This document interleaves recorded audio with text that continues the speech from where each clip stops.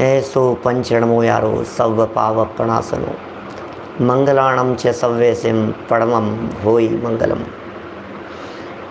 हरिहंत सिद्ध सूरी उपाध्याय साधु सर्व अर्थ के प्रकाशी मांगलिक उपकारी हैं।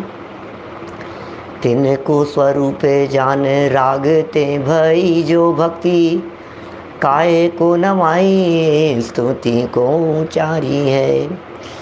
धन्य धन्य तिन हित काज सब आज भये कर जोड़े बारे बारे वंदना हमारी है। मंगल कल्याण सुख ऐसो हम चाहत हैं। हो मेरी ऐसी दशा जैसी तुम धारी है। हो मेरी ऐसी दशा जैसी तुम धारी है। हो मेरी ऐसी दशा जैसी तुम धारी है। भक्तामर स्तोत्र के संबंध में आज से कुछ चर्चा करने का यहाँ मन हुआ है।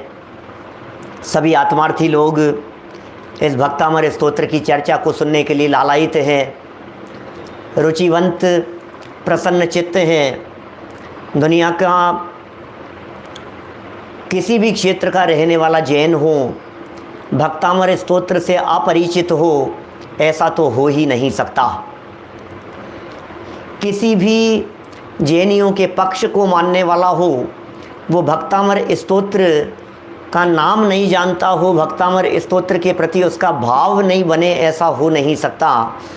दिगंबर हों चाहे श्वेतांबर हों, 20पंथी हों या 13पंथी हों, स्थानकवासी हों या मंदिर मार्गी हों, कोई भी क्षेत्र क्यों न हो जैनियों का, कितने भी बंटवारे क्यों नहीं हो, सर्व क्षेत्रों में सर्व जैनियों के संप्रदायों में इस भक्तामर स्तोत्र को सर्वाधिक महिमा और सर्वाधिक ख्याति प्राप्त है। दिगंबर और श्वेतांबर परंपरा को जोड़ने वाला यदि कोई एक स्तोत्र दिखाई दे रहा है वर्तमान समय में तो वो भक्तामर स्तोत्र ही है। नमोकार मंत्र, तत्वार्थ सूत्र और भक्तामर स्तोत्र, इन तीनों को छोड़कर इस धरती पर ऐसा कोई और ऐसा विषय नहीं है जो विषय, जो साहित्य, जो लिपिबद्ध रचना दिगंबर और श्वेतांबर परंपरा में कॉमन रूप से मानी जाती हो। बहुत ज़्यादा प्रसिद्ध, सर्वाधिक ख्याति प्राप्त ये स्तोत्र, क्या रहा इसकी ख्याति का कारण? ऐसा क्या है इस स्तोत्र में, ऐसी क्या बातें बतलाई गई है इस स्तोत्र में जो जन जन के लिए एक आकर्षण का केंद्र बन गई? यद्यपि दिगंबर और श्वेतांबर दोनों परंपराओं में जब इसकी चर्चाएं चलती हैं तो कुछ श्लोकों के संख्या की दृष्टि से उसमें अंतर भी देखने जानने को मिलता है। कहीं 48 काव्य हैं तो कहीं 44 हैं, कहीं कहीं तो 52 हैं। गजब हो गया। दिगंबर संप्रदाय में तो 48 ही काव्य माने गए हैं। भक्तामर स्तोत्र में 48 काव्य हैं, वसंत तिल का छंद है। श्वेतांबर परंपरा में जरूर इसके संबंध में कुछ भिन्नता और विविधता दिखाई देती है। और श्वेतांबरों में भी स्थानकवासी और 13पंथ संप्रदाय जो श्वेतांबरों का है उनके यहाँ भी 48 ही माने जाते हैं। हम कितने ही स्थानकवासी संप्रदाय में रहने वालों से भक्तामर स्तोत्र की चर्चा कर चुके हैं। वे कहते हैं कि नहीं 48 ही है हमारे यहाँ, तो 48 ही हमारे यहाँ तो।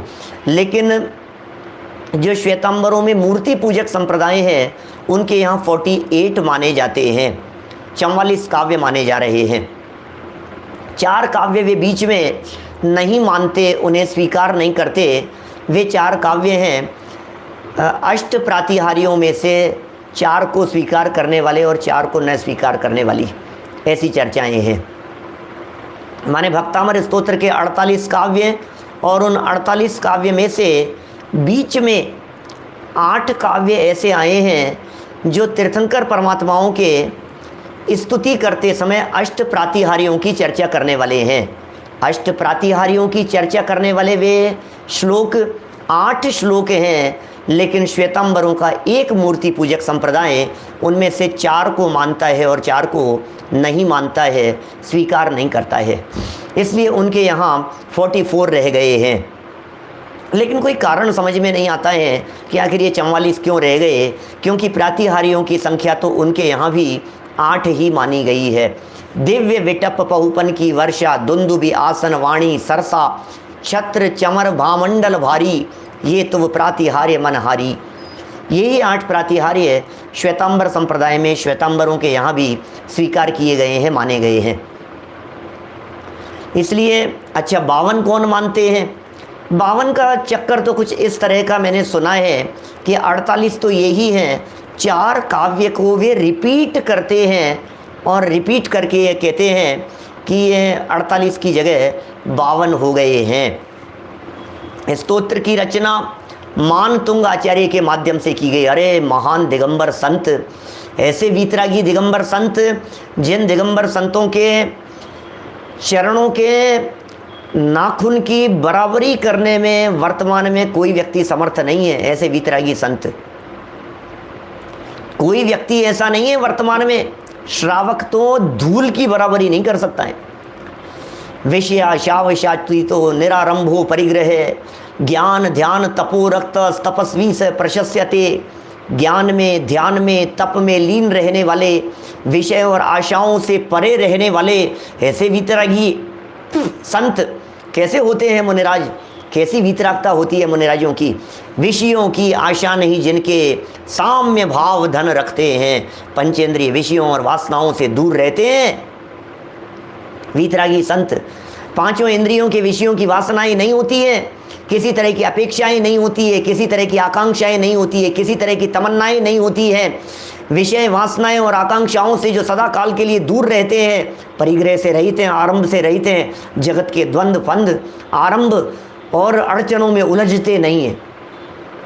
जगत का द्वंद्व फंद जिन्हें सुहाता नहीं है, श्रावकों के संपर्क से दूर रहना चाहते हैं, परिग्रह से जो अलिप्त हैं, दिगंबर संप्रदाय वाले ऐसा कहते हैं।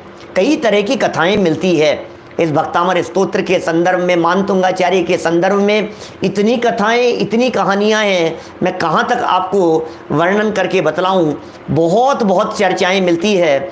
सबसे ज़्यादा प्राचीन चर्चा मिल रही है प्रभाचंद्राचार्य देव द्वारा।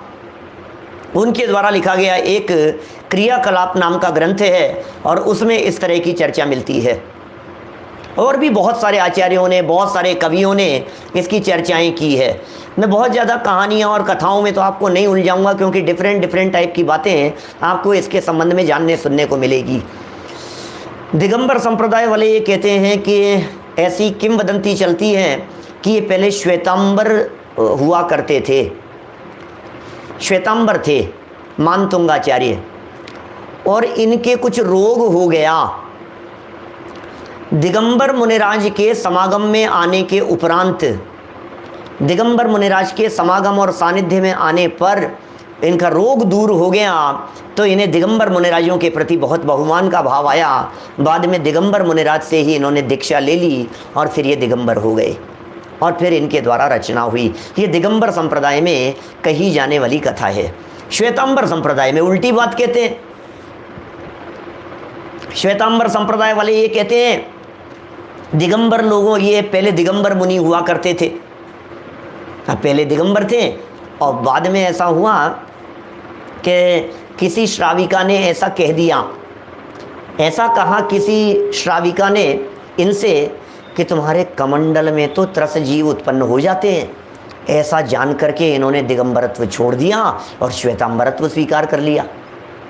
ऐसा श्वेतांबर संप्रदाय वाले कहते हैं। माने जो कुछ भी हो, घटनाएं कई तरह से कही गई है, चर्चाएं बहुत चलती है इनके संबंध में। इनके काल के संदर्भ में भी बहुत तरह की बातें उठी। नाम के संदर्भ में भी इनको दिवाकर मानतुंग नाम से पुकारा जाता है।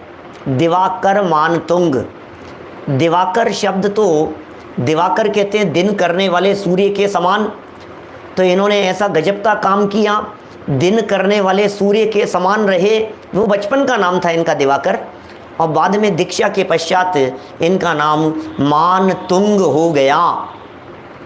मानतुंग, मान के ऊपर राज करने वाले, या मान कहें अपने आत्मा का स्वभाव, वो है मान। वास्तव में असली महिमा वो मान है, और उस पर तुंग माने उसकी उत्कृष्टता, उसकी श्रेष्ठता बतलाने के लिए तुंग शब्द का प्रयोग किया जाता है। तो ये मान तुंग हो गए।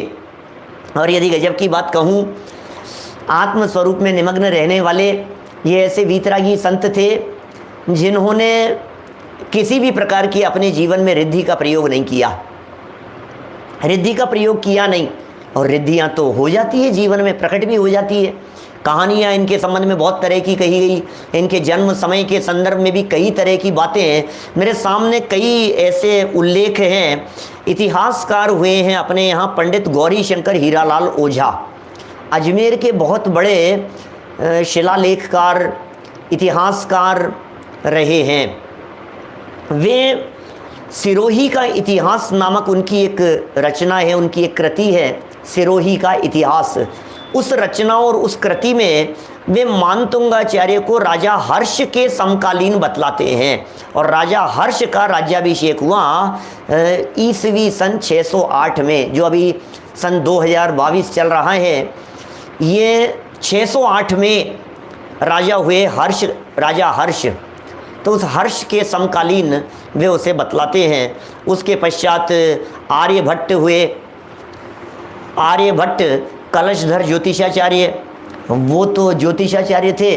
ज्योतिष के आधार पर उन्होंने गणना की, कैसी कैलकुलेशन करके निकाली है, देखो मैं आपको बतलाता हूँ। नष्ट जातक स्वर विज्ञान के आधार से जन्म समय वैशाख कृष्ण त्रयोदशी बताते हैं। गुरुवार प्रातः 5 बजे, विक्रम संवत 626, ईस्वी 569, दिनांक 27-28 अप्रैल, ये स्वीकार करके उन्होंने निकाला है। अब कहाँ तक बात करें, शोध खोज करते रहें। संस्कृत साहित्य के एक और प्रसिद्ध विद्वान हुए A.B. कीथ जी, उनका अनुमान है आप 6ठी शताब्दी के आसपास हुए। जैनेन्द्र सिद्धांत कोश में भक्तामर स्तोत्र का रचना काल 1021 से 1025 के बीच बतलाया गया है, जो जैनेन्द्र सिद्धांत कोश जैनेन्द्र जी वर्णी के द्वारा लिखा गया है। भट्टर सकल कीर्ति जी ने अलग तरह की बात कही है, विश्वभूषण जी ने अलग तरह की बात कही है। राजा भोज के समय का इन्हें बतलाया गया है। उनके शासन काल में मानतुंगाचार्य का होना बतलाया गया। धनंजय और कालिदास के समकालीन इनको बतलाया गया। बहुत चर्चाएं चली है, मैं बहुत ज़्यादा विस्तार में नहीं जाना चाहता, लेकिन इतना ज़रूर कहना चाहता हूँ, जो एक प्रसिद्ध कथानक जो चलता है इनके संदर्भ में, वो राजा भोज के समय का बतलाया जाता है। ऐसा कहा जाता है राजा भोज मालवा प्रांत के उज्जैनी नगरी में थे, और राजा भोज बहुत धर्मप्रिय थे। और राजा भोज के दरबार में 2 संस्कृत के प्रकांड विद्वान कवि रहा करते थे। एक का नाम था कालिदास और दूसरे का नाम था वररुचि। ये 2 प्रसिद्ध कवि थे, साहित्यकार थे, संस्कृत के प्रकांड विद्वान थे, वररुचि और कालिदास। इनमें जो कालिदास थे, ये कालिदास को अकारण ही जैनियों के प्रति, जैन संप्रदाय के प्रति, जैन मुनिराजों के प्रति अंतर में कुछ विद्वेष का भाव सदा काल वर्तता रहता था। और कालिदास ने एक देवी को भी सिद्ध कर रखा था। प्रसिद्ध कथानक को सुना रहा हूँ मैं, भी उसकी सच्चाई और उसकी प्रामाणिकता के संदर्भ में बात नहीं कर रहा हूँ।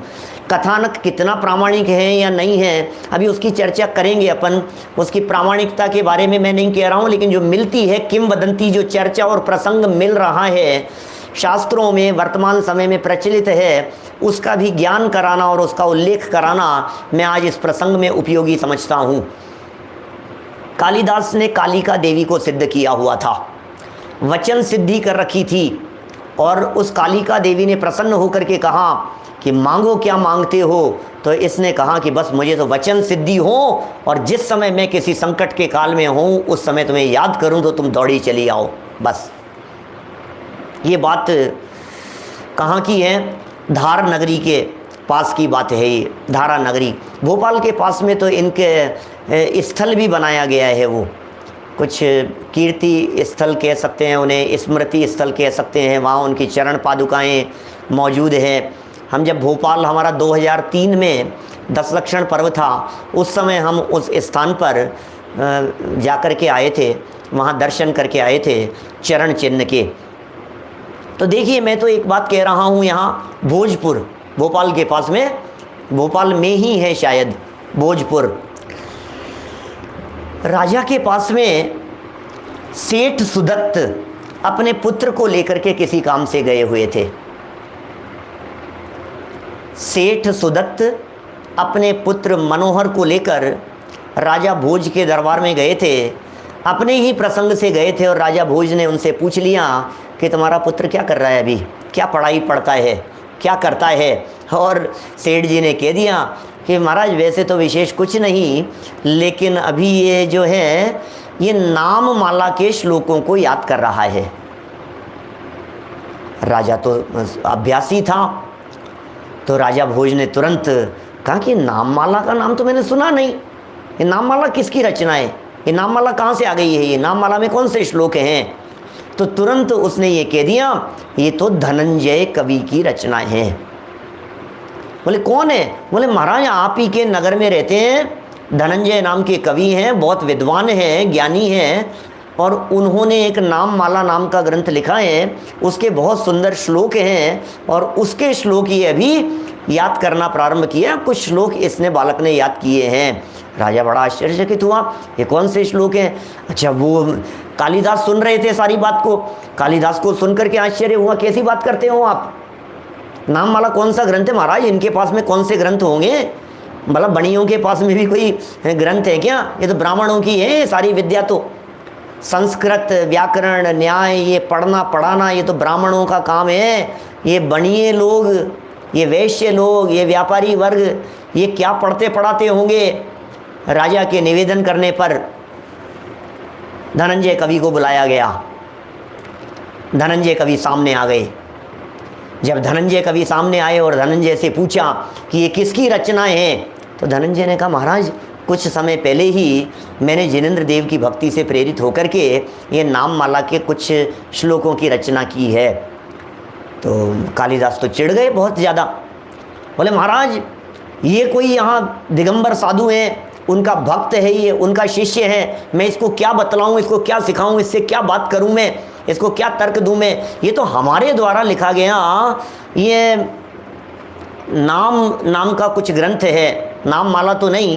बोले उसी के श्लोक हैं ये, तो इसने कॉपी कर लिए, मैं इससे बहस नहीं करना चाहता, इसके जो गुरु यहाँ बैठे हुए हैं दिगंबर संत उनको बुला लो, ऐसा निवेदन किया। सिपाहियों को आदेश दिया राजा ने मानतुंगाचार्य को बुलाने का। अब दिगंबर संत, वीतरागी संत हैं, जगत प्रपंचों से कटे हुए, जगत के प्रपंचों से जिन्हें किसी भी प्रकार का कोई लेना देना नहीं, सिपाही उन्हें बुलाने के लिए गए और वे तो ध्यान से विचलित नहीं हुए, आकर के कह दिया, बोले दोबारा जाओ, तीसरी बार जाओ, मना कर दिया उन्होंने कि साहब हमें राजपाट से क्या लेना देना, हम नहीं जाते, हमारा कोई प्रयोजन नहीं है। फिर लौट करके आ गए। राजा क्रोधित हो गया, गुस्सा आ गया राजा को कि मेरा आदेश स्वीकार नहीं कर रहे हैं, ये समझते क्या है, उठा करके ले आओ उनको। राजा के आदेश से मानतुंगाचार्य को उठा करके दरबार में प्रस्तुत किया गया। मौन हो गए अपने ऊपर उपसर्ग जान करके। हमारे वीतरागी संत मुनिराज जब अपने ऊपर किसी भी प्रकार का उपसर्ग होता है तो शांत हो जाते हैं, मौन हो जाते हैं, स्वरूप गुप्त हो जाते हैं, आत्म स्वरूप में निमग्न हो जाते हैं। धन्य हैं ऐसे वीतरागी संत, मौन हो गए, शांत हो गए, और जो भी राजा ने प्रश्न किया उसका कोई जवाब नहीं दिया। और कालिदास जी, महाराज मौनम मूर्खस्य आभूषणम, मौन तो मूर्खता का आभूषण है महाराज, मौन तो मूर्खता का आभूषण है, ये मूर्ख व्यक्ति है, कुछ बोलता नहीं है। फिर क्या होना था? क्रोधित होकर के राजा ने उन्हें तालों में बंद करवा दिया। राजा ने तालों में बंद करवा दिया और सहजी ताले खुलने लगे अपने आप ही। उनका तप का प्रभाव होगा, रिद्धि का प्रभाव होगा, देव पुनीत अतिशय होगा। ऐसे अतिशयों की चर्चाएं पूर्व में अनेक बार आई हैं। अग्नि का जल हो जाना, देवों द्वारा पुष्प वृष्टि कर देना, नाक का हार बना दिया जाना, ये सब सुनी है ना अपन ने, इस तरह की घटनाएं। नाक का हार हो गया, इसका ये हो गया, सूली का सिंहासन हो गया, हो गए होंगे, खुल गए होंगे। फिर दोबारा बंद करवा दिया, फिर तीसरी बार बंद करवा दिया। 48 तालों में बंद करवाने की चर्चा समाज में प्रसिद्ध है। भक्तामर स्तोत्र की रचना हुई सहज अशुभ भाव से बचने के लिए, पाप भाव से बचने के लिए उन्होंने सहज ही भक्तामर स्तोत्र की रचना करना प्रारंभ कर दिया। ताले टूटने लगे, 48 तालों से टूट करके बार बार में वे बंद कर रहे थे, अब तो वे सीधे राज दरबार में ही आ गए। जब वे राज दरबार में आकर के बैठ गए तो राजा का सिंहासन कंपायमान हो गया, धूजने लग गया। फिर क्या होना था? घबराते हुए बोला वो कालिदास से, कालिदास मेरा सिंहासन घबरा रहा है, धूज रहा है, मुझे घबराहट हो रही है। और कालिदास ने कालिका देवी का स्मरण किया, कालिका देवी का स्मरण किया और कालिका तुरंत लौट करके वहाँ आ गई और आकर के उसने उपद्रव करना शुरू हुआ, मुनिराज पर उपद्रव करना शुरू किया। जैसे ही उपद्रव शुरू किया उसी समय चक्रेश्वरी देवी प्रकट हो गई और चक्रेश्वरी देवी ने कालिका को ललकारा, डांटा कि दिगंबर मुनिराजों के ऊपर तूने उपसर्ग करने की ठान ली है, तो ये शर्म नहीं आती है। कालिका ने क्षमा मांगी, राजा ने क्षमा मांगी और फिर मानतुंगाचार्य की जय जयकार हुई, दिगंबर संतों की जय जयकार होने लगी, बहुत विस्तार खूब हुआ। अब ये तो घटना है, प्रसिद्ध घटना है, चारों तरफ चल रही है। मैं इस घटना के संबंध में कुछ नहीं कहना चाहता, लेकिन कुछ तो कहूँगा ही, बिना कहे भी नहीं चलूँगा। किसी मुनिराज को 48 तालों में बंद कर देना, घटना को सुनने पर तो ऐसा लगता है शायद हो सकता है इस तरह की कोई घटना घटी हो, लेकिन कुछ और गहराई में जाकर के विचार करें, ऐसे क्या कारण हो सकते हैं जिन कारणों से ये घटी होगी घटना, ऐसे क्या प्रसंग हो सकते हैं। 48 तालों में बंद करने की क्या ज़रूरत थी? 2 तालों के अंदर बंद नहीं किया जा सकता था, 1 ताले में बंद नहीं किया जा सकता था, कोठरी में बंद नहीं किया जा सकता था। बहुत जगह पर है ये चर्चा, बहुत जगह पर मिलेगी, 1-2 नहीं 20 स्थानों पर थोड़े बहुत फेर बदल के साथ में, परिवर्तन के साथ में ये चर्चाएं मिल जाएगी, खूब चर्चाएं मिलेगी शास्त्रों में। थोड़ा बहुत फेर बदल, परिवर्तन है, कहीं कुछ कहीं कुछ, कहीं थोड़ा सा कुछ ऐसा कर दिया, कुछ ऐसा हो गया और ऐसा हो गया और ये हो गया, और लोग उसको, और चमत्कार की बातें। एक बात निश्चित मान करके चलिए, मानतुंगाचार्य के हृदय में बैठ करके यदि मैं बात करूं, आप लोगों से यदि बात कहूं, तो मैं निश्चित तौर पर ये कह सकता हूं मानतुंगाचार्य देव ने सोचा भी नहीं होगा कि लोग ये समझेंगे कि मैंने ताले तोड़ने के लिए भक्तामर स्तोत्र की रचना की है। दिल पर हाथ रख करके सोचिए, मानतुंगाचार्य ताले तोड़ने के लिए हैं, ताले तोड़ना चाहेंगे? अरे ये तो किसी एक साधारण से अपराधी को भी शोभा नहीं देता है ये काम। तो किसी व्यक्ति को अपराधी जानकर राजा के माध्यम से यदि तालों में बंद कर दिया जाए और वो ताले तोड़ करके बाहर निकल जाएं, ये बात शोभनीय नहीं है, ये बात अच्छी नहीं है। मानतुंगाचार्य जैसे वितरागी संत ताले तोड़ने का काम करेंगे? भक्तामर से ताले टूटते हैं। मैं तो हंसी मजाक करते हुए कई बार ऐसा कहता हूँ, कई सभाओं के अंदर इस तरह की बात कही है पहले अनेक बार, भक्तामर के ऊपर पहले अनेक बार प्रवचन किए हैं, तब भी मैंने इस तरह की बात कही है। मानतुंगाचार्य ने ताले तोड़ने के लिए भक्तामर नहीं लिखा था, और यदि भक्तामर से ताले टूटते हों तो दुनिया के हर चोरों को ताला तोड़ने के लिए दरवाजे पर जाकर के भक्तामर का पाठ करना शुरू कर देना चाहिए। अब टूटेगा, पहला काव्य बोल दिया, दूसरा बोल दिया, कौन से नंबर पर जाकर के ताला टूटेगा तिजोरी का? 40 पे के 42 पे, 45 पे के 47 पे? अरे नहीं भाई, कहाँ ताले तोड़ने की बात कर रहे हो? टूटे थे कि नहीं टूटे थे, मैं उस विवाद में नहीं उलझना चाहता हूं। अरे लेकिन तोड़ने के लिए उन्होंने ये रचना नहीं लिखी थी, ये तो परम सत्य है। जगत प्रपंचों में उलझने के लिए उन्होंने ये बातें नहीं लिखी थी, ये तो परम सत्य है। और आज तो बीमारी मिटाने का साधन बन गया है। फिर कहना चाहता हूं निष्काम भक्ति है, फिर कहना चाहता हूँ कर्तावाद का पोषण नहीं है, फिर कहना चाहता हूँ भक्तामर स्तोत्र इतनी निष्काम और इतनी सुंदर भक्ति है, इतनी सुंदर स्तुति है। अरे पूछ लो ना स्वयं मानतुंगाचार्य देव से, महाराज आपने ये भक्तामर स्तोत्र किसके लिए लिखा है, बताओ तो सही।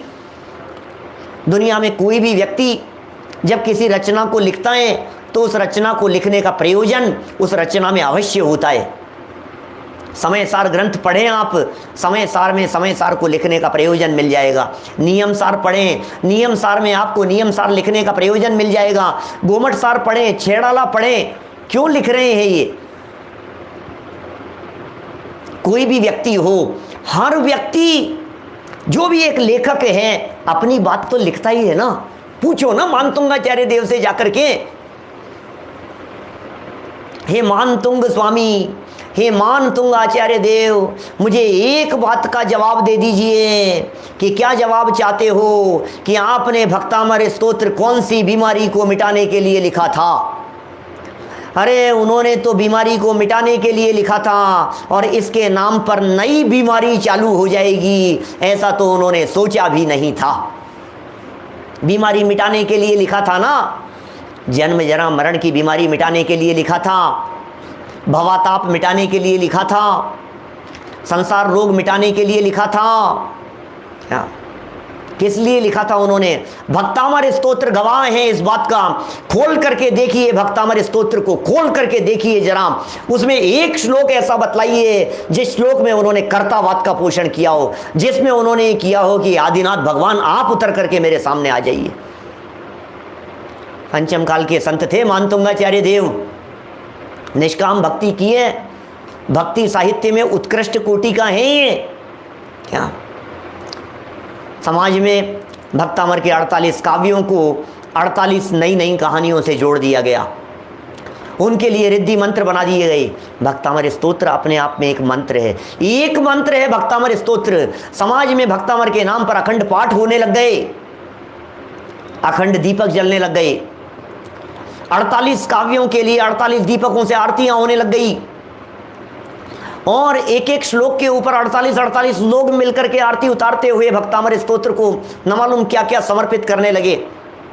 न मालूम अभी तो और क्या क्या होना बाकी है, और क्या क्या देखना बाकी है, क्या क्या दिखेगा समाज में और दुनिया में, हमें अंदाजा नहीं है इस बात का भैया। लेकिन धैर्य रख करके सुनना, भक्तामर स्तोत्र के एक एक श्लोक की चर्चा करूंगा, एक एक छंद की चर्चा करूंगा, एक एक पंक्ति, एक एक शब्द, एक एक अक्षर की चर्चा करूंगा। पता है कितने अक्षर हैं इस भक्तामर स्तोत्र में? मालूम है आपको? भक्तामर स्तोत्र में अक्षरों की संख्या बतलाओ कितनी है? 2688 अक्षर है भक्तामर स्तोत्र में। अरे पंडित जी क्या कह रहे हो आप? 2688 अक्षर है, 2688 2688 अक्षर हैं भक्तामर स्तोत्र में। पंडित जी कैसे गिन लिया आपने? कैसे गिन लिया आपने? भक्तामर स्तोत्र के अक्षरों को भी गिनाए किसी ने? अरे भक्तामर स्तोत्र के अक्षरों को कौन गिने? वसंत तिलका छंद है और वसंत तिलका की प्रत्येक लाइन में 14 अक्षर हुआ करते हैं। ये तो छंद साहित्य की बात है। वसंत तिलका छंद है, वसंत तिलका जब हो गया। वसंत, वसंत जानते हैं? वसंत, वसंत माने होता है बहार। क्या बहार आ गई हो, वसंत ऋतु बाहर आ जाती है, और तिलक उसमें भी उत्कृष्ट। ऐसे वसंत तिलका छंद में इसकी रचना हुई। प्रत्येक लाइन में 14 अक्षर हैं। एक लाइन में 14 अक्षर, 4 लाइनों का श्लोक, 56 अक्षर हो गए एक श्लोक में। एक श्लोक में हो गए 56 अक्षर, एक काव्य में हो गए 56 अक्षर 56, और 56 को 48 से कीजिए मल्टीप्लाई तो 2688 इतने इसमें अक्षर हैं भक्तामर स्तोत्र में। अरे शब्द शब्द की चर्चा करूंगा भाई।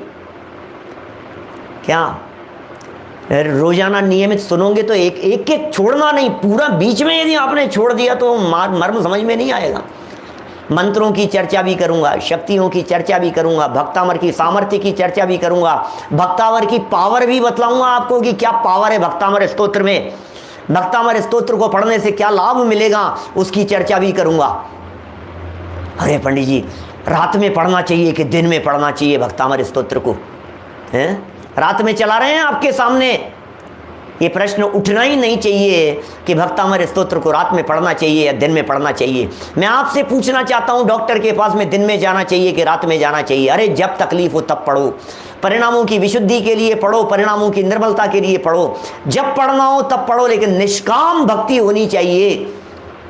भक्ति साहित्य में कई तरह की भक्तियों की चर्चाएं आई हैं, सकाम भक्ति, निष्काम भक्ति, निर्गुण भक्ति, ऐसी बहुत तरह की भक्तियों की चर्चाएं है। ये भक्तामर स्तोत्र निष्काम भक्ति है।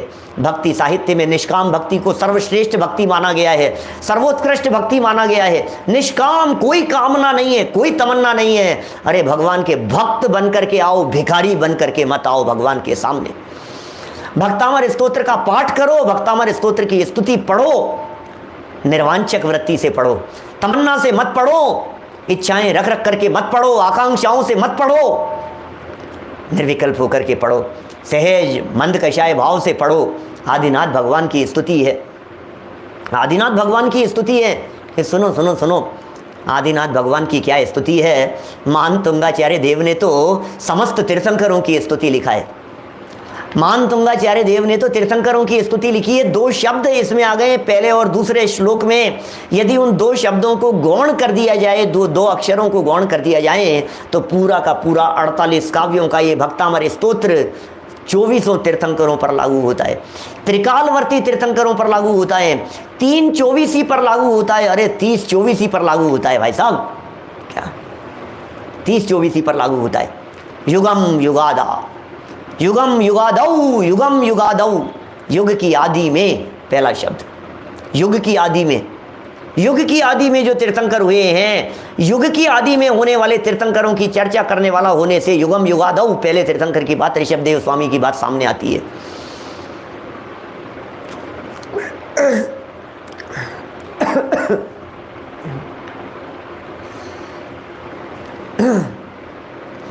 दूसरा शब्द का प्रयोग किया, प्रथमम जिनेन्द्रम, पहले जिनेन्द्र।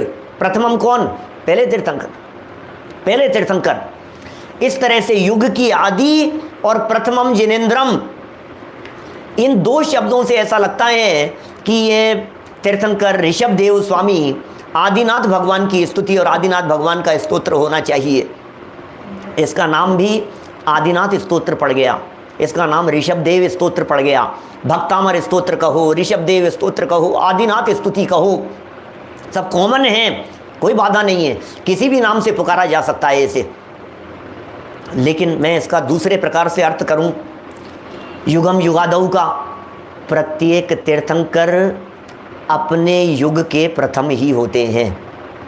हर तीर्थंकर का अपना युग होता है, हर तीर्थंकर युग की शुरुआत करते हैं। यदि ऐसा अर्थ किया जाए तो प्रत्येक तीर्थंकर के लिए ये स्तुति लागू होगी कि नहीं सब प्रथमम जिनेन्द्रम भी लिखा है ना इसमें। दूसरे श्लोक में प्रथमम जिनेन्द्रम शब्द का प्रयोग भी तो किया है कि हाँ किया है ना, जिनेन्द्र भगवान ही सर्वप्रथम वंदन करने योग्य है। प्रथम जिनेन्द्र क्या, भवतापहारी। तो जिनेन्द्र, कौन से जिनेन्द्र की बात है? प्रथम में प्रथम अरहंत परमात्मा, प्रथम है ना, अरिहंत सिद्ध आचार्य उपाध्याय साधु, इन 5 परमेष्ठियों में से प्रथम कौन? अरहंत। अरहंतों में प्रथम कौन? बोले तीर्थंकर। तो तीर्थंकर परमात्माओं की स्तुति करने वाला ये काव्य है। तीर्थंकर परमात्माओं की स्तुति करने वाला, तीर्थंकर परमात्माओं के स्वरूप को बतलाने वाला। अरे एक एक स्वरूप ऐसा है, एक एक बात इस तरह की है जिस बात में बड़ा गजब का वर्णन किया है, ऐसी गजब की स्तुति है। मैं इसमें अध्यात्म भी है, इसमें भक्ति भी है, इसमें सिद्धांत भी है, इसमें उदाहरण दृष्टांत ऐसे प्रयोग किए हैं भक्तामर स्तोत्र में। 2 लाइन में उदाहरण देंगे, फिर नीचे 2 लाइन में सिद्धांत बतलाएंगे, फिर 2 लाइन में उदाहरण बतला देंगे। दृष्टांत और सिद्धांत का सुंदर समन्वय है। भक्ति ऐसी अद्भुत है जैसी भक्ति अन्यत्र देखने को नहीं मिलती है। सिद्धांत इतने गजब के बतलाए हैं, निष्कर्ष इतने गजब के बतलाए हैं, ऐसे मार्मिक सूत्र इसमें आए हैं कि भक्त नहीं भगवान बन सकते हैं आप। ऐसी चर्चाएं आई है इसमें। बोलो कहाँ से करें चर्चा इसकी? भक्तामर स्तोत्र की। ऐसे भक्तामर स्तोत्र के रचयिता मानतुंग स्वामी और उनके द्वारा लिखा गया ये स्तोत्र, नाम क्या है इसका? नाम बतलाइए, इसका नाम क्या है? बोले इसका नाम है भक्तामर स्तोत्र। अच्छा, भक्तामर स्तोत्र, वेरी गुड। क्या है ये भक्तामर स्तोत्र? इसका नाम भक्तामर स्तोत्र कैसे पड़ गया? क्या कहना है आपको? भक्तामर क्यों हो गया इसका नाम? भक्तामर से शुरू हो रहा है इसलिए इसका नाम भक्तामर हो गया। इसका नाम भक्तामर क्यों है? भक्तामर प्रणत मौलिमणि प्रभाणाम। कहाँ से शुरू हुआ? भक्तामर। अरे क्या नाम रखें इसका? मानतुंगाचार्य देव ने इसका कोई नाम नहीं रखा था। मानतुंगाचार्य देव ने इसका कोई नाम नहीं रखा, लेकिन चूंकि भक्तामर शब्द से इस भक्ति काव्य स्तोत्र की शुरुआत हुई, इसलिए इसका नाम भक्तामर स्तोत्र प्रसिद्ध हो गया। न केवल इस भक्तामर स्तोत्र के साथ में हमारे यहाँ जैन परंपरा में एक ही भाव स्तोत्र, स्वयंभू स्तोत्र, कल्याण मंदिर स्तोत्र, देवागम स्तोत्र, ये ऐसे स्तोत्र हैं जिनकी शुरुआत वहीं से, देवागम न भूयान, देवागम से ही शुरू हो गया। कल्याण मंदिर स्तोत्र, कल्याण मंदिर शब्द से शुरू हुआ है। तो जिस शब्द से वो स्तोत्र शुरू हुआ हो, उससे ही उसका नामकरण कर लेने की परंपरा ये प्राचीन काल से चली आ रही है। भक्तामर शब्द से शुरू हुआ। चलो भक्तामर की चर्चा कर लेवें, स्तोत्र की चर्चा कर लेते हैं थोड़ी सी। भक्तामर क्या चीज़ है और स्तोत्र क्या है? धनंजय कवि ने लिखा एक ही भाव स्तोत्र है, बहुत हैं, सबकी चर्चाएं वहीं से शुरू हुई है। भक्त अमर, हो भक्त अमर, अमर भक्तों से चर्चा शुरू की है। अरे भक्तों को अमर बना देने वाला ये स्तोत्र है, इसका नाम है भक्तामर। दो अर्थ क्या करें इसके? भक्त अमर, अमर भक्त, भक्त अमर, ऐसे भक्त जो अमर हैं और ऐसे भक्त जो इस स्तोत्र के पढ़ने से, सुनने से, पाठ करने से अमर हो जाएंगे, वे अमर भक्त हैं। लेकिन ध्यान रखना, अकेला पाठ नहीं, अकेला पाठ नहीं, पाठ तो बहुत किए, जाप तो बहुत किए, भक्ति तो बहुत की, भक्तामर के विधान तो बहुत किए। कई लोग ऐसा कहते हैं, ध्यान देना, कई लोग ये कहते हैं कि साहित्य के ऊपर, शास्त्रों के ऊपर विधान नहीं होने चाहिए। ध्यान देना, भक्तामर भी साहित्य है, भक्तामर भी भक्ति काव्य है। मंत्र बना करके यदि उसकी पूजन हो सकती है तो किसी भी ग्रंथ की मंत्र बना करके पूजन की जा सकती है। हमारे यहाँ तो जैन परंपरा में देव, शास्त्र, गुरु तीनों ही पूजनीय हैं, तीनों की पूजा होती है। तो भक्तामर स्तोत्र के लिए मंत्र बन गए और मंत्रों के आधार पर उनके विधान हो गए और उनकी पूजाएं होने लगी। विरोध नहीं है, अच्छी बात है, होना चाहिए। भक्तामर स्तोत्र की पूजा होनी चाहिए, विधान होना चाहिए, लेकिन समझो तो सही भैया, समझो तो सही। बिना समझे क्या करेंगे? बिना समझे क्या अर्थ करेंगे? इस भक्तामर स्तोत्र के इतने अनुवाद हुए हैं, इतने अनुवाद हुए हैं इस देश में, शायद ही किसी दूसरी रचना के इतने पद्यानुवाद हुए हो, शायद क्या हुए ही नहीं है। क्या बात बतलाऊं मैं? क्या भक्तामर स्तोत्र के कितने कितने हुए हैं? भक्तामर स्तोत्र के कितने पद्यानुवाद हुए हैं? 125 पद्यानुवाद तो अवेलेबल हैं, उपलब्ध हैं 125 पद्यानुवाद। हेमराज जी वाला तो बहुत ज़्यादा फेमस है, प्रसिद्ध है, और भी बहुत हैं कई भाषाओं में, हिंदी में 125 पद्यानुवाद कह रहा हूँ भाई साहब, 125 पद्यानुवाद हिंदी में, मराठी में, तमिल में, कन्नड़ में, देश भाषाओं में कवियों ने लिखा है। ये तो वो हैं जो अवेलेबल हैं, और कितने ही कवियों की रचनाएं तो अवेलेबल ही नहीं है। कवि लोग लिखते हैं और लिख करके चले जाते हैं, लिख करके चले जाते हैं। कौन एकत्रित करे, कौन छापे, कौन बनाए? कितनी ही रचनाएं ऐसी होती है जो काल के गाल में समा जाती हैं। पिछले दिनों में हमने कितने भजनों को यहाँ चर्चा की है, बतलाइए।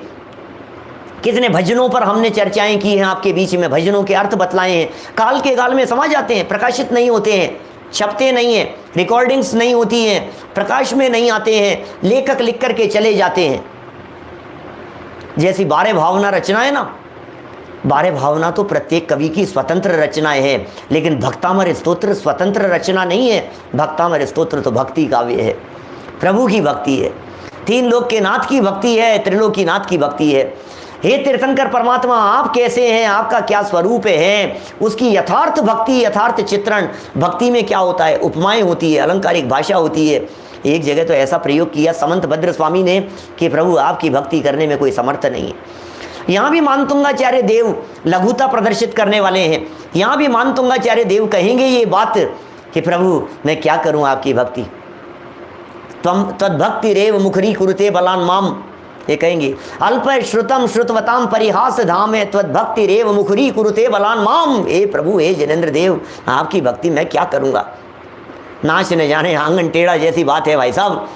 मेरे को तो आता नहीं है, मुझे कुछ आता जाता नहीं है, मैं कुछ समझता नहीं हूँ, मुझ में किसी प्रकार की कोई योग्यता नहीं है।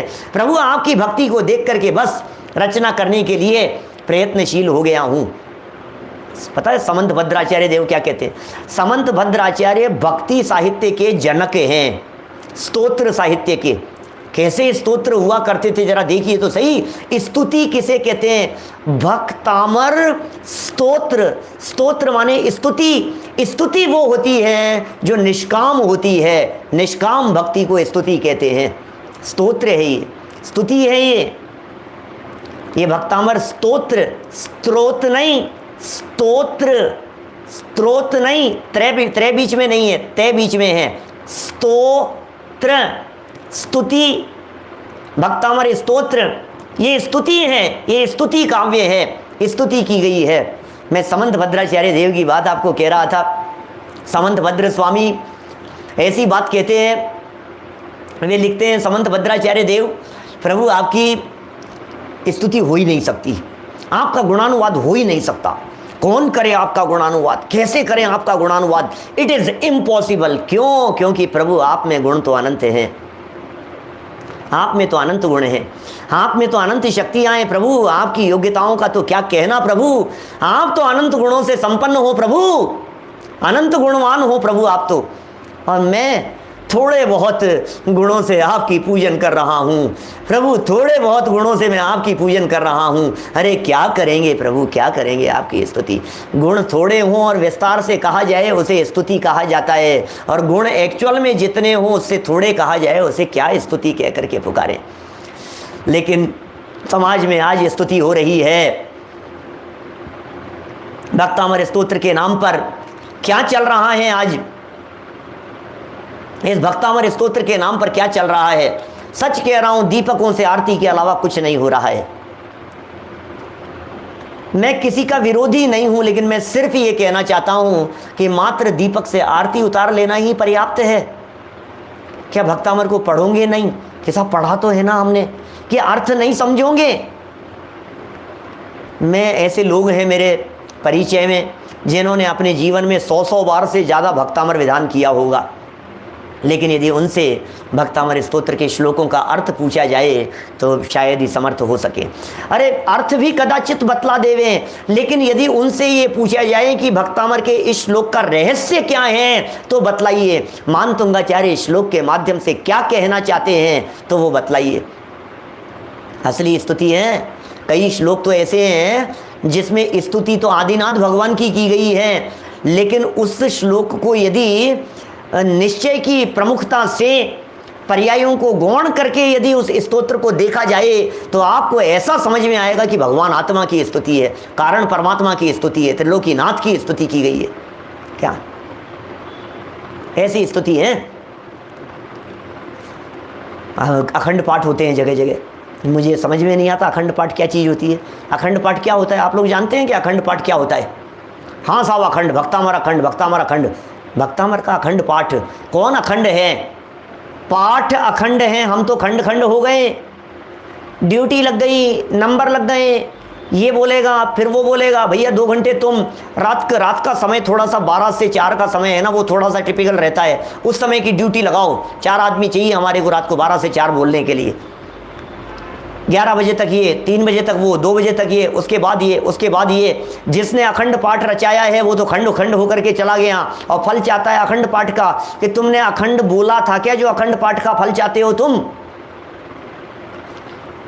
किसने बोला था अखंड, ये बतलाओ। 24 घंटे किसने बोला था? 24 घंटे कैसे बोलेंगे? सुना किसने था ये बतलाओ। भगवान बैठे बैठे सुन रहे थे सामने, भगवान के सामने अखंड पाठ चल रहा था। णमोकार मंत्र के अखंड पाठ होते हैं, भक्तामर के अखंड पाठ होते हैं। अरे अखंड पाठ करो या मत करो, लेकिन अखंड प्रभु की स्तुति अंतर में वर्तनी चाहिए। ये कुछ रहस्य इस भक्तामर स्तोत्र के माध्यम से निकल करके सामने आएंगे। क्या ये कुछ रहस्य निकल करके सामने आएंगे। जिसके हृदय में प्रभु के प्रति अखंड धारा रूप से भक्ति चलती है, उसका कौन क्या बिगाड़ लेगा। पाप कर्म प्रकृतियां उसके आसपास में आकर के फटकती नहीं है भाई साहब। उपद्रव दूर हो जाएंगे, इससे ये बीमारी दूर हो जाएगी, इससे ये संकट दूर हो जाएगा। सांप घर में आ जाए तो इस 41 नंबर के श्लोक का पाठ करना। नदी में डूबने लगो, नाव यदि तुम्हारी डगमगाने लगे तो इस श्लोक का पाठ करना। और ये ऐसा हो जाए हाथी सामने आ जाए तो इस श्लोक का पाठ करना। अरे भाई, अरे ये सब नहीं आ रहे हों तो फिर पाठ करें कि नहीं करें? फिर क्यों कर रहे हो? यदि हाथी की समस्या को मिटाने के लिए, सांप की समस्या को मिटाने के लिए, शेर की समस्या को मिटाने के लिए भक्तामर स्तोत्र है, तो जब समस्या आए तब याद करना उसको। रोजाना काय को पाठ करते हो? नहीं, अरे लिखा ही नहीं है उन्होंने इस तरह का। मैं जब उन श्लोकों पर पहुंच करके आपके बीच में चर्चा करूंगा तो आपको पता लगेगा। एक श्लोक, एक लाइन यदि आप निकाल करके बतला देवे भक्तामर स्तोत्र में, जहां मानतुंगाचार्य जैसे वीतरागी संतों ने ये बात कही हो, जहां ये बात कह दी हो कि इस मंत्र का जाप करने से ऐसा हो जाएगा, मन गढ़ंत कहानी तो आप कितनी भी बना लीजिए, प्रसंग तो आप कितने भी सुना दीजिए, मैं भी सुना दूंगा। मेरे बहुत तेज पेट में दर्द हो गया था, मैंने भक्तामर का पाठ करना शुरू किया, आप मानेंगे नहीं, 3 मिनट में मेरे पेट का दर्द सही हो गया। वेरी गुड, बहुत अच्छा। घर पर इनकम टैक्स वाले आ गए थे हमारे यहाँ, फिर अचानक क्या हुआ, मैंने भक्तामर बोलना चालू कर दिया मन ही मन, भक्तामर प्रणतम मौलिमणि प्रमाणम दलित पापतम वितानम। फिर क्या हुआ, दरवाजे पर आ गए थे और कह करके चले गए, नहीं नहीं यार आप तो बहुत सज्जन हो, और तुरंत क्लीन चिट दे करके चले गए 15 मिनट में ही इनकम टैक्स वाले। क्या चमत्कार है भाई साहब भक्तामर का, आप सोच सकते हो क्या? क्या बहुत चमत्कार है इस भक्तामर के। अच्छा तुम्हें क्या चमत्कार चाहिए? तुम्हें कौन सा चमत्कार चाहिए बोलो? कैंसर हो गया था, रात भर मैंने तो भक्तामर का पाठ चालू कर दिया, कैंसर दूर हो गया भाई साहब। किडनी खराब हो गई थी, मैंने भक्तामर का अखंड जाप चालू कर दिया रोजाना, फिर देखो आप क्या तकलीफ दूर हो गई। अरे मानतुंगाचार्य कह रहे हैं तू शरीर से भिन्न तत्व है भाई, क्या बात कर रहा है? अब उनको कर दिया 48 तालों में बंद और ताले टूट गए भाई साहब, धड़ाधड़ ताले टूटने लग गए, ताले टूट गए। चमत्कार हो गया, चमत्कार हो गया। चमत्कार को नमस्कार सारे दुनिया भर में चल रहा है, चमत्कार को नमस्कार चल रहा है, बात ठीक है, दुनिया भर में हो रहा है, लेकिन ये चमत्कार वे दिखाना ही नहीं चाहते हैं ना, लोकेशना से दूर रहने चाहते हैं ना। वे मानतुंगाचार्य यदि अपनी ख्याति और प्रसिद्धि चाहते होते तो वे चमत्कार दिखा दिखा करके अपनी प्रसिद्धि कराते, अपना परिचय तो लिख करके चले जाते, अपनी डेट ऑफ बर्थ तो लिख करके चले जाते कहीं, अपने माता पिता का नाम तो लिख करके चले जाते, अपनी जन्म नगरी जन्म का नाम विस्तार कुछ तो दे करके चले जाते, कुछ नहीं लिखा। हमारे सारे दिगंबर संतों ने ये काम किया है, अपना नाम, गांव, परिचय, माता पिता का नाम कुछ नहीं लिखते, लोकेशना से दूर रहते हैं हमारे वीतरागी संत। संतों की ये विशेषता है। पाठ करो भक्तामर का, खूब करो, रोज करो, नियमित करो, अखंड करो, लेकिन निस्वार्थ भावना से करो। क्या स्वार्थ लेकर के मत करो। मैं कहता हूँ जीवन भर करो आप भक्तामर का पाठ, रोजाना करो, रोजाना बोलो, लेकिन अर्थ समझ करके बोलो। संकट आए तब मत करना। क्या संकट आ गया भक्तामर चालू कर दिया, संकट आ गया भक्तामर चालू कर दिया। अरे भक्तामर क्या पेट दर्द मिटाने की दवाई समझ रखा है आपने भक्तामर को? जिस भक्तामर स्तोत्र का जाप करने से, जिस भक्तामर स्तोत्र का पाठ करने से भक्त भगवान बन सकता है, परमात्मा बन सकता है। जिस भक्तामर स्तोत्र की यथार्थ स्तुति करने वाला जीव सच्चा आराधक क्या हो सकता है? अरे अद्भुत चमत्कार हो सकते हैं। मिथ्यात्व कर्म की प्रकृतियां ढीली पड़ सकती है, मोक्ष मार्ग प्रशस्त हो सकता है, अल्पकाल में जीवन में मुक्ति का मार्ग शुरू हो सकता है। ये अद्भुत चमत्कार होंगे भक्तामर को पढ़ने और समझने वालों के जीवन में। क्या भक्तामर पढ़ने वालों के जीवन में चमत्कार होते हैं, भक्तामर पढ़ने वालों के जीवन में चमत्कार होते हैं, अद्भुत चमत्कार होते हैं, अद्भुत रिद्धियों की प्राप्ति होती है। क्या रिद्धियाँ भी मिल जाएगी, चमत्कार भी हो जाएंगे, लेकिन चमत्कार के लिए नहीं, बस सीधी सी बात है। भूख लग रही हो तो भूख मिटाने के लिए भक्तामर पढ़ लो। क्या ऐसा हो गया हो तो ऐसा करने के लिए ऐसा पढ़ लो, ऐसा हो जाए तो ऐसा करने के लिए पढ़ लो। जैसे डॉक्टर दवाइयाँ देते हैं ना, उस तरह से दवाई समझ ली आपने। एक ताकत के लिए दवाई दे दो, एक इसके लिए दवाई दे दो, एक इसके लिए दवाई दे दो, इससे ऐसा हो जाएगा, इससे ऐसा हो जाएगा। भैया एक एक श्लोक को बहुत बारीकी से पढ़ना, सच कहता हूँ मैं। किताब खोल करके बैठना, साथ में लेकर के बैठना, हर शब्द का अर्थ बतलाऊंगा, उसका मर्म बतलाऊंगा, उसकी गहराई में जाकर के चर्चा करूंगा, उसके प्रयोजन की चर्चा करूंगा, मानतुंगाचार्य देव के हृदय में बैठ करके उनके रहस्य को निकालने का प्रयत्न करूंगा। पंचम काल के ऐसे संत 1000 साल पहले हुए मानतुंग स्वामी, उनकी रचना को ऐसा तिरस्कार होते हुए देख करके हृदय पीड़ित होता है, मन में पीड़ा होती है। तिरस्कार नहीं करेंगे भैया, नमोकार मंत्र का अपमान नहीं करेंगे, भक्तामर का अपमान नहीं करेंगे, तत्वार सूत्र का अपमान नहीं करेंगे, उसकी विराधना नहीं करेंगे, निष्काम भक्ति करेंगे। प्रभु पाप से बचने के लिए, पाप भाव से बचने के लिए, विराधना से बचने के लिए हम भक्ति करेंगे, खूब भक्ति करेंगे। विषय वासनाओं से बचने के लिए करेंगे, पाप परिणामों से बचने के लिए करेंगे, पाप भाव से बचने के लिए करेंगे, खोटा भाव अंतर में नहीं आए इससे बचने के लिए करेंगे, पाप की तरफ हमारा ध्यान नहीं जाए, उपयोग नहीं जाए उसके लिए करेंगे, विषय कषाय की तरफ हमारी दौड़ती हुई परिणति से बचने के लिए करेंगे, इसलिए करेंगे। भाई साहब कौन थे ये मानतुंगाचार्य हैं? कैसा काम किया है इन्होंने? न जन्म के बारे में लिखा, न दीक्षा के बारे में लिखा, संसार शरीर और भोगों से अत्यंत विरक्त रहने वाले ऐसे हमारे मानतुंगाचार्य देव, धन्य हैं ऐसे वीतरागी प्रभु, धन्य हैं। उनके द्वारा की गई स्तुति समझने का एक अवसर आ गया है, महाभाग्य से हमें ये अवसर मिला है। इसमें कुछ निश्चय स्तुति की चर्चा भी है और कुछ व्यवहार स्तुति की चर्चा भी है। दो तरह की स्तुति होती है ना, एक निश्चय स्तुति होती है, एक व्यवहार स्तुति होती है। दोनों प्रकार की स्तुतियों की चर्चा है और स्तुति भी इतनी उत्कृष्ट जाति की स्तुति है, इसे देख देख करके आनंद आता है, सुन सुन करके ही ऐसा लगता है क्या गजब की स्तुति लिखी है, क्या गजब का स्तोत्र लिखा है भाई साहब। ये स्तोत्र कितना गजब का है।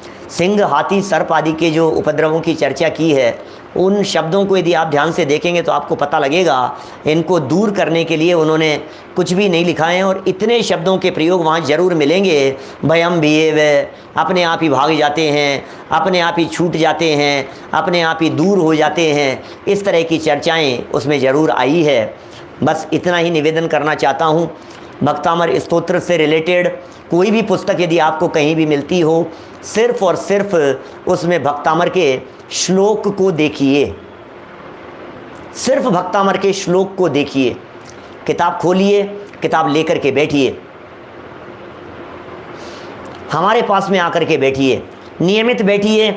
एक एक दिन में लगभग 2-2, 3-3, 4-4 श्लोक अपन लेंगे, लगभग 3-3 श्लोक तो अपन लेंगे, 3 कभी 4, 3 कभी 4 ऐसे श्लोक की अपन चर्चा करेंगे और जिससे यह है 15-18 दिन में अपना ये भक्तामर स्तोत्र की चर्चा पूरी हो सके। आज तो शुरुआत थी, इसलिए थोड़ा बहुत परिचय मैंने आज भक्तामर स्तोत्र के संबंध में आपको दिया है। मैं भावना भाता हूँ, कौन से पाठ से लेना चाहते हैं, कौन सी किताब से लेना चाहते हैं, कौन से ग्रंथ से लेना चाहते हैं, लोगों के इस तरह के प्रश्न थे मेरे पास से।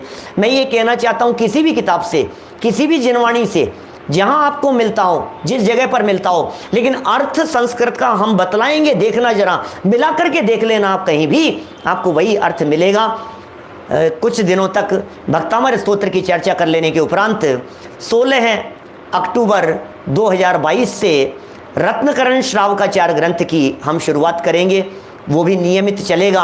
आप लोग अवश्य उसका लाभ लेवें। उस पर हमारे प्रश्न मंच भी चलेंगे, सतपथ के माध्यम से सब आयोजन होंगे, सब बड़ा सुंदर धूमधाम से कार्यक्रम चलने वाला है।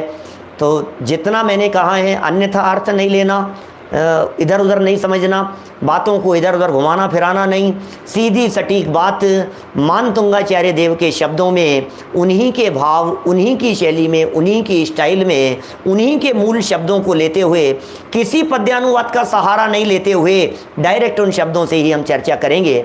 आप सब उसका नियमित लाभ लेते रहें। अभी की बात को यहीं विराम देता हूँ।